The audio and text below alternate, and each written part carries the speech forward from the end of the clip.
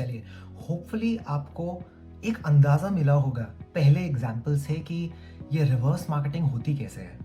मैं एक बार फिर से इसको बहुत क्लियरली बता दूं कि देखिए, ये एक अंदाज़ा है।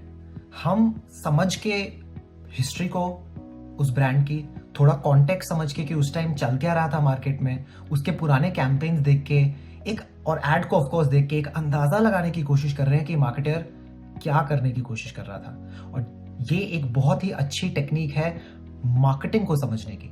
चलिए एक दूसरा एग्जांपल लेते हैं। 2015 से हम आ जाएंगे 2018 में और Amazon से हम आ जाएंगे उबर में। ये एड देखिए।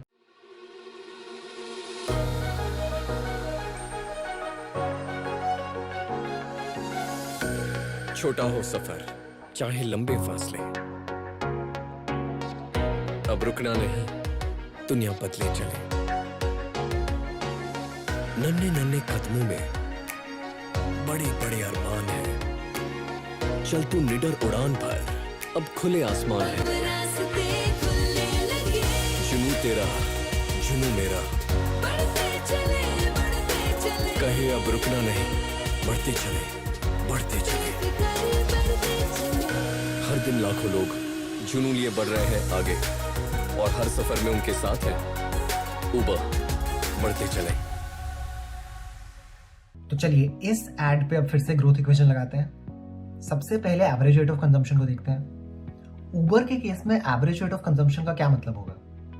उसका मतलब होगा कि जब भी एक आप कैब बुक करें तो आप एक ज्यादा लंबी राइड लें, ताकि हर बार जब आप उसके प्रोडक्ट को खरीद रहे हैं आप ज्यादा पैसा खर्च कर रहे हैं। बट ये इस एड से होता हुआ नहीं दिख रहा है। ये इतना सेंस भी नहीं बनता कि आप यूजर्स को बोलें कि लंबी राइड लें स्पेसिफिकली, और इस एड में तो बिल्कुल नहीं हो रहा, तो हम इसको खारिज कर सकते हैं। Average rate of consumption answer नहीं था, तो इसका आंसर या तो पेनिट्रेशन हो सकता है या फिर फ्रीक्वेंसी हो सकता है। चलिए पहले पेनिट्रेशन को समझने की कोशिश करते हैं। तो पेनिट्रेशन भी दो टाइप की होती है।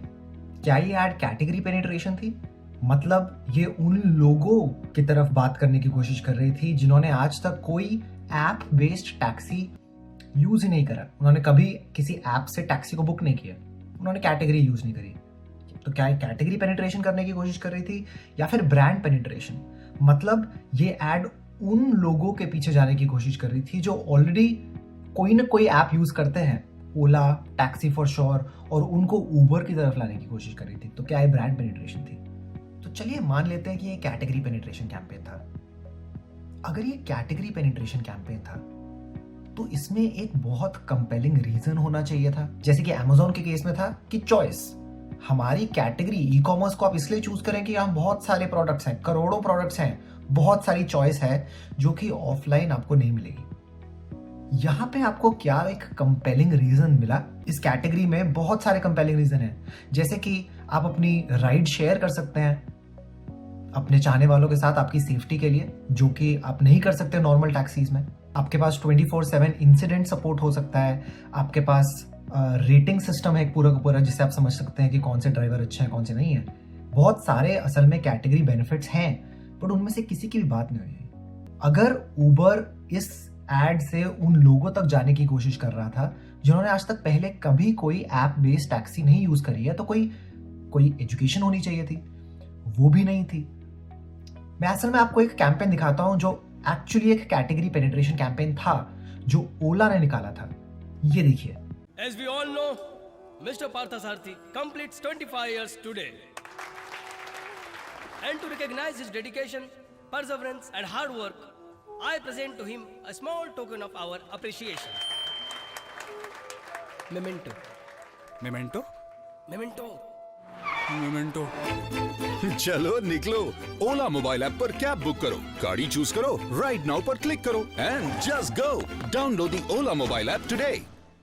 होपफुली आपने ऐड देखी और होपफुली इस ऐड को देख के आपको समझ में आया होगा कि ये कैटेगरी पेनिट्रेशन कैंपेन क्यों है। क्योंकि एक बहुत कंपेलिंग रीजन दिया जा रहा है पहली बात तो, जो कि है कि आप ऑन डिमांड इसको बुक कर सकते हैं, but at the same time यहाँ पे एजुकेशन थी।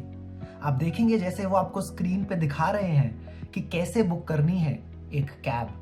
यहाँ पे क्लिक कीजिए, फिर यहाँ पे क्लिक कीजिए, फिर यहाँ पे क्लिक कीजिए। अगर आप देखें किसी भी ऐड में इतनी एजुकेशन हो रही है तो उसके कैटेगरी पेनिट्रेशन होने के चांसेस बहुत बढ़ जाते हैं। तो ये ओला का कैंपेन एक कैटेगरी पेनिट्रेशन कैंपेन था। उन लोगों के ऊपर ये ऐड टारगेटेड थी जो लोग अभी तक कोई भी ऐप बेस्ड टैक्सी यूज नहीं करते। तो इतना पता चल गया कि ये कैटेगरी पेनिट्रेशन कैंपेन तो नहीं था उबर का। तो चेक कर लेते हैं क्या ये ब्रांड पेनिट्रेशन कैंपेन था। अगर ये ब्रांड पेनिट्रेशन कैंपेन हो तो इसमें हमें कोई एक ऐसा कंपेलिंग रीजन देना पड़ेगा जो स्पेसिफिकली जिससे आप शेयर लेने की कोशिश कर रहे हैं, जैसे कि ओला, उसके पास ना हो। जैसे कि हमने yippee और मैगी के एग्जाम्पल में देखा था। yippee बहुत क्लियरली कुछ ऐसी बातें करने की कोशिश कर रहा था जो मैगी के लिए प्रॉब्लम्स थी। क्या हमें कुछ ऐसा यहां पे मिला? Not really. अगर उबर ऐसा कुछ करने की कोशिश करता तो it would have talked about things like कि हमारे ड्राइवर्स ज़्यादा कर्टियस हैं, हमारी प्राइसिंग बेटर है, हमारी कार्स बेटर है, हमारे सेफ्टी फीचर्स बेटर हैं, so on and so fourth. But ऐसा कुछ भी नहीं था। इसका मतलब है कि प्रोबेबली ये एक ब्रांड पेनिट्रेशन कैंपेन भी नहीं था। तो फिर ये कौन सा कैंपेन था? देखते हैं आगे।